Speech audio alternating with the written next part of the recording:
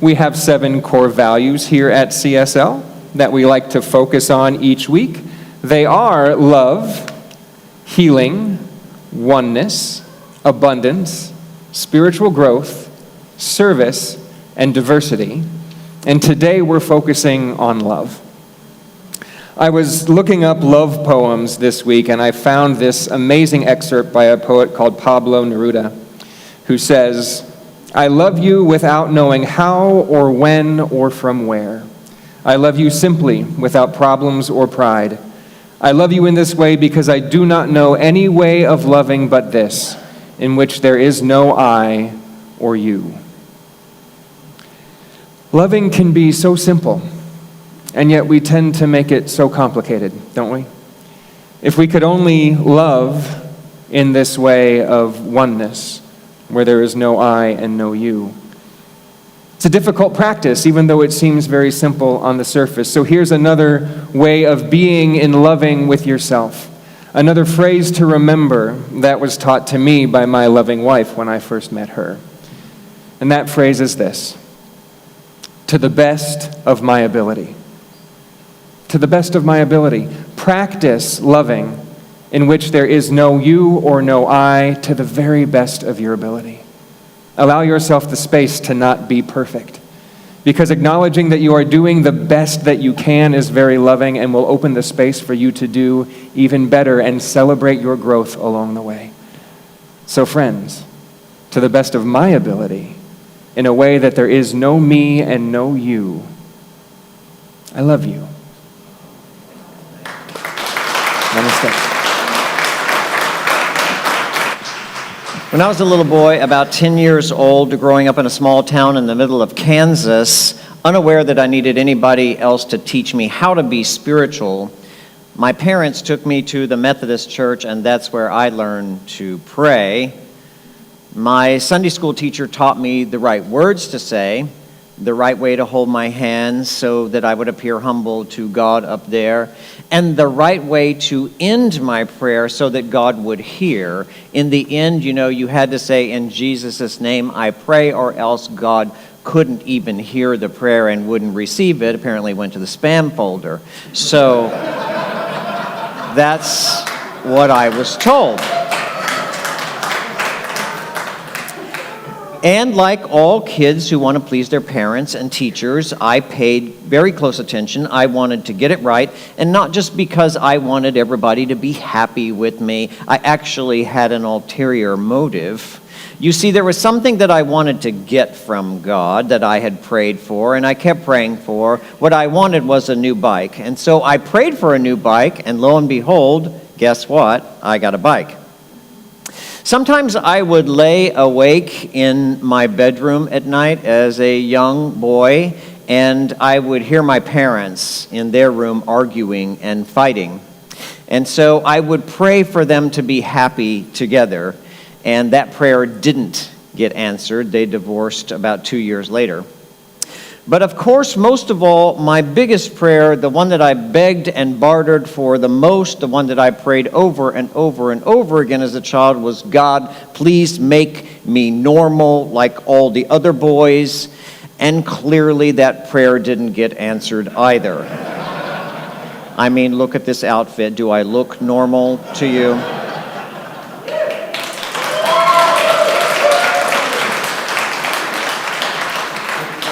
I guess we humans have been praying for thousands of years, looking up into the sky and wondering what super being up there is in charge of everything down here, and working to try and gain his favor. Of course, in more primitive days, we would make animal sacrifices. They'd bring fatted calves and lambs to the altar, and they would burn them and cook them up, thinking that God would be pleased with the smell, because, he could smell all the stuff that's being cooked down there. And I mean, why not? Every guy likes a good barbecue, so it made sense. The thing is, if you're going to find out why some prayers get answered and others don't, you have to dig a little bit deeper into understanding not just how you pray, but to who or what you pray to. What kind of God do you believe in? That's the question that has to be answered first. That's where we all have to start. 100 years ago, A century ago, the founder of our teaching, Dr. Ernest Holmes, wrote this. He said, "We wish to discover what to believe in, why we believe in it, and why such a belief is reasonable." You know, this is the thing. This is the very thing that attracted me most to this teaching, because it doesn't ask you to believe something blindly and never question it just because the church leaders say that. Our teaching says this: we believe that you should achieve specific and measurable results from your prayer, and we want you to prove it for yourself. We want you to use the principles and the practices that we teach and determine your own results. You see, the fact is, we have a problem in our world. And if we could solve this one problem, the world would be a much kinder, more loving, and more peaceful place. You see, the problem is we are becoming very, very technologically advanced. We've made huge advances in technology in this past century. They say it won't be long now before we'll be able to build replacement limbs for our bodies that'll be activated by just our thoughts. There are robots, as we speak now, exploring the landscape on Mars.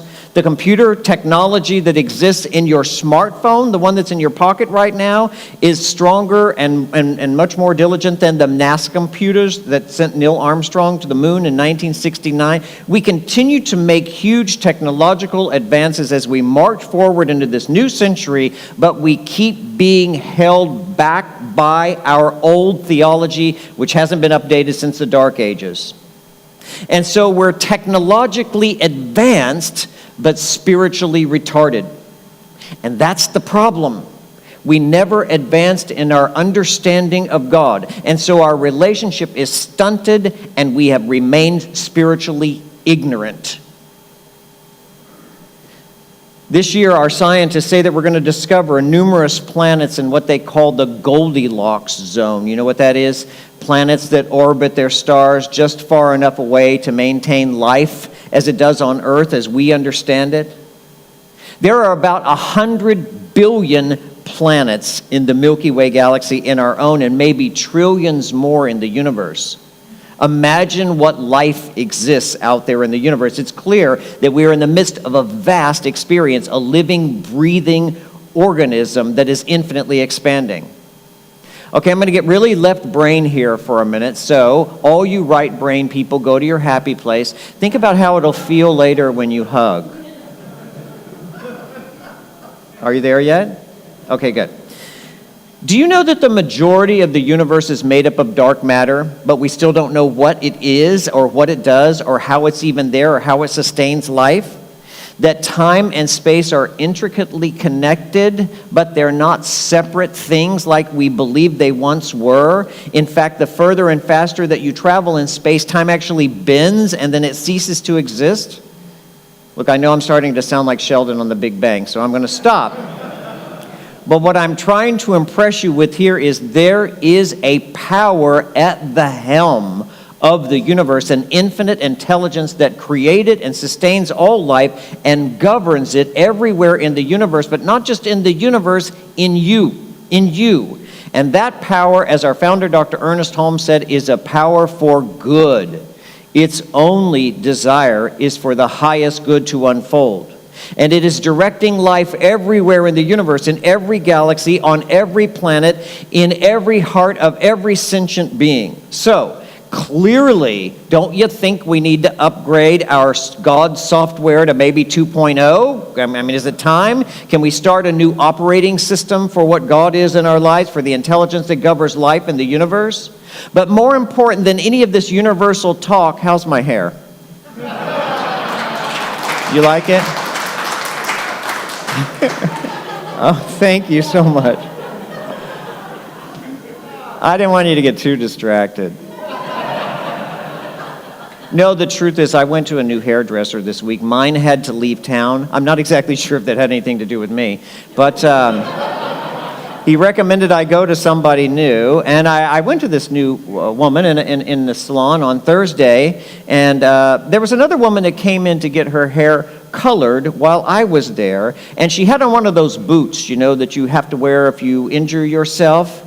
And this woman, the salon was kind of quiet. No one was saying anything until she came in, and she went on and on and on and on about how much her life sucked. You know, nothing was working. She hated her husband. The kids were a nightmare. People at work were awful, and her foot was killing her. Absolutely no one in the whole salon was talking but her, but she just kept going on and on and on. No one could get a word in edgewise. She just kept regurgitating this negative venom, blah, blah, blah, blah, blah, one gripe after a complaint after another. This went on for about 10 minutes, and I'm sitting there saying nothing. In the South, they have a saying for people like this. They say, that woman ain't got no shut up. She ain't got no shut up. Finally, she left, right? Her hair was colored, she left. And my new hairdresser looks at me and she says, I am so sorry that this had to be your first experience here at the salon. She is always that way. She's a hot mess. Now, I know people like her, and I know you do too. People who, no matter what they do, can't seem to get life to work for them. And it seems like they keep hitting that same ceiling, and they can never break through it. And they can never really get to the joy and the goodness of life that their heart desires because they don't know how. They don't know they have the resources right within their own being to get them up and out of the trouble that they think they have to get stuck in. They just don't know. You see, the first thing that I always say to someone who has a complaint about their life, anybody that comes to me with a problem, a marriage that's failing, a body that's broken, a spirit that's sad or lonely, I always ask the same question: what are you praying for? And they look at me like I'm an idiot. Or they say something like, prayer? Are you kidding me? That's the last thing I would do. And why is it the last thing that you do? Because God made us as intelligent beings. We're smart. That's why. So when you're in trouble, the very first thing you do is the thing you have the most faith in. So you call the doctor, you call the lawyer, you call your best friend, and you ask them for help, and the very last thing you do is the thing that you have the least faith in. That's why people pray last, because they really don't think it's going to do any good. Look, here's the thing. I know this is going to upset some people. But CSL is not really a comfort station for your misery. It's just not. If you are down and out, we will help you up.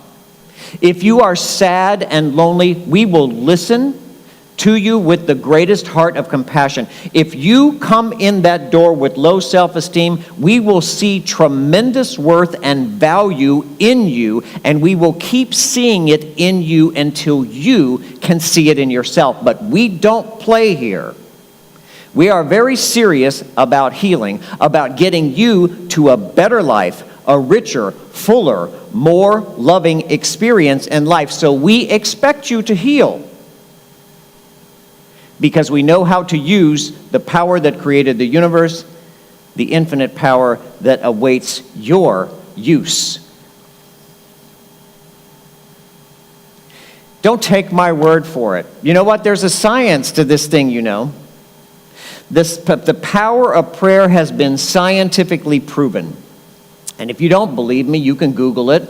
Just Google the science of prayer. And there's not enough time in a Sunday lesson for me to give you all the case studies, but the new science that proves that prayer actually reshapes your brain is called neurotheology. Check it out and see if you can understand how the biology of your brain is literally shaped and changed by consciousness. So if you still believe there's some old man up in the sky who lives up there watching down, who's as interested in your personal likes and dislikes as you are, who cares, who really cares whether you live in Dania or Davie or sleep with Harriet or Harry or both of them, or want the Dolphins to win over the Patriots. If you think that kind of deity exists up there and you pray to that deity, I'm afraid your prayers aren't going to be very effective. And you already have enough experience to know that that's not going to work.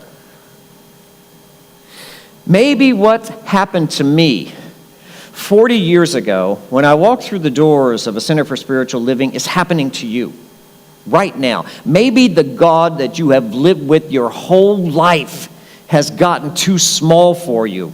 Maybe he's too judgmental. Maybe he's too inconsistent.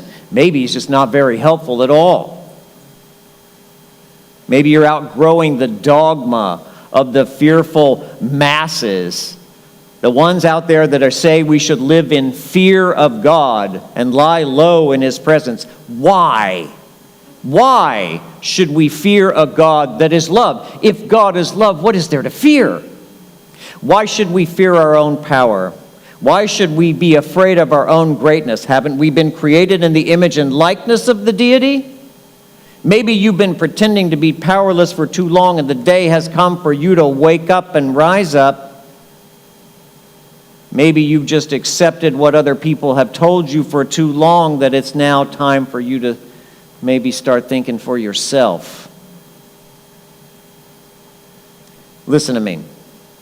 After spending the majority of my life studying every major religion, philosophy, and science, here's what I think.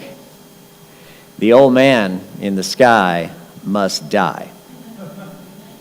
We need to replace him and our understanding for him as a power for good, whose intention for all of its creation, and I do mean all of it, at all times, is the unfolding of the highest possible good that you can imagine for yourself.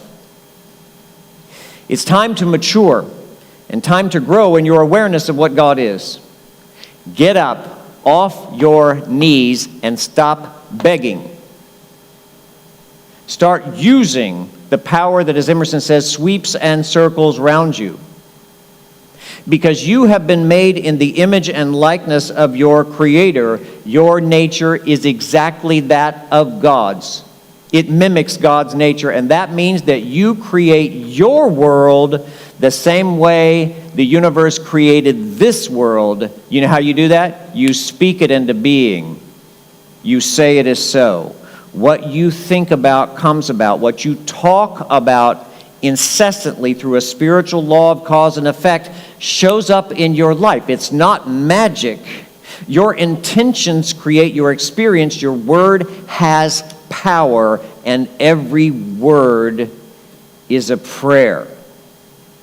Every thought that passes through your mind is creative. Every word that comes out of your mouth is causative.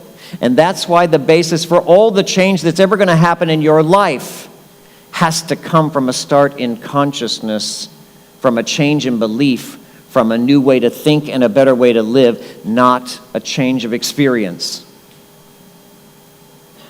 So here's my challenge for you this week. Stop praying to get something from God up there, like I did when I was a little boy that didn't know any better wanting a bike.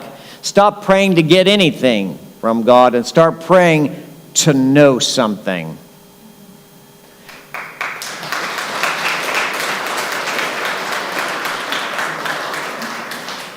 Pray to know your worth. Pray to know your value. Pray to see yourself and others as God sees them, as pure and perfect expressions of its own being. Pray to know the truth, and the truth will set you free. And so ends the lesson.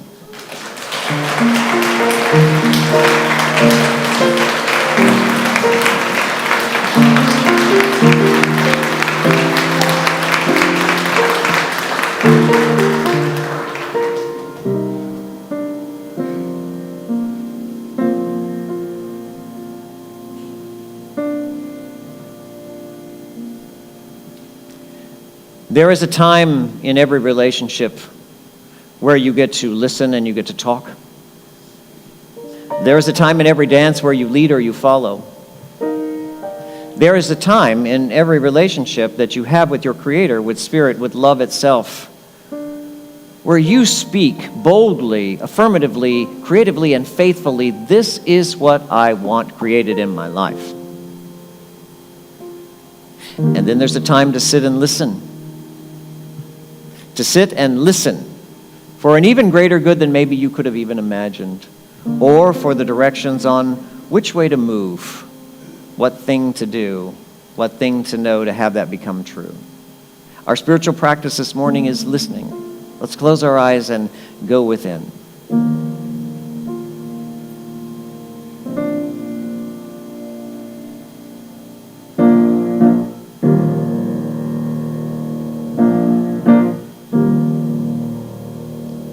I breathe out, I breathe in, I am still, I go within.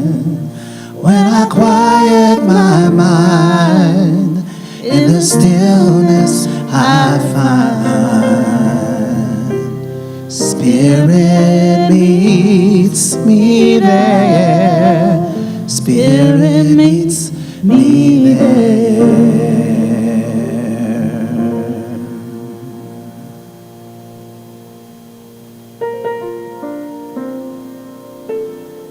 The creator of all life in the universe, the Spirit that sustains the love in your heart and the bones in your body, is not an external deity who lives on high, but an indwelling presence that activated your DNA and lives as you.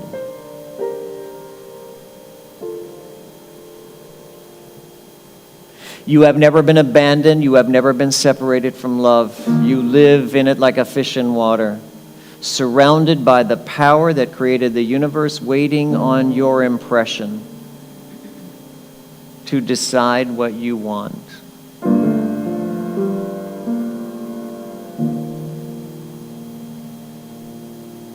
You have an idea of a way in which you want to be, an idea that you passed up, turned over, not believed in, aborted, didn't think you were good enough or had enough. That idea is the seed for your greatness, awaiting your discovery of it and your faith in it. This is the way the universe this is the way the universe communicates with its creation, through the ideas that rise up in your mind and the feelings that rise up in your heart. Let's be still for a minute to listen to what ideas the universe has for you. An indwelling presence, a life that has no limit, a love that has no condition. That's what you live in every day. Remember it.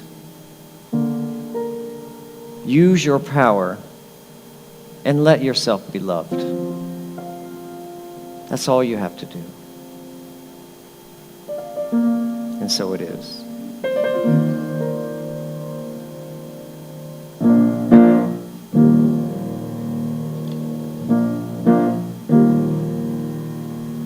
I breathe out, I breathe in, I am still, I go within. When I quiet my mind, in the stillness I find. Spirit meets me there, Spirit meets me there.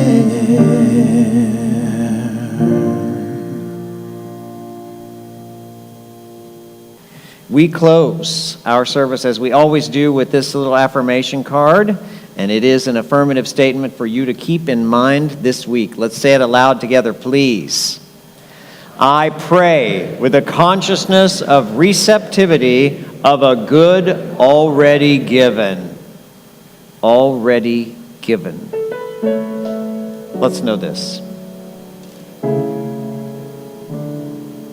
We are surrounded and immersed in a power for good. We are created in the image and likeness of wholeness, wellness, and truth. We have been created by good for good. Our lives are for the sheer pleasure and joy of the Creator to express its genius through, its love through, its peacefulness, and its joy. Let's push the reset button today and know that truth. Let's overcome our past ideas that we are here to suffer in any way. Let's let go of the struggle, the strife, the hardship, the making, the forcing, the manipulating, and the strategizing. And let's let God, the greater good, have its way with us, because it's going to in the end. Let's let ourselves be loved and let the power within us rise up to overcome any challenge we face. In its presence, we are made whole again, and so grateful for it. And so it is. We will see you again next time here at CSL and on Facebook live stream at 10:30 a.m. Eastern. Until then, namaste and namaste. Thank you for watching, and thanks for supporting CSL. If you'd like to know more about us, check us out on our website or social media. Blessings.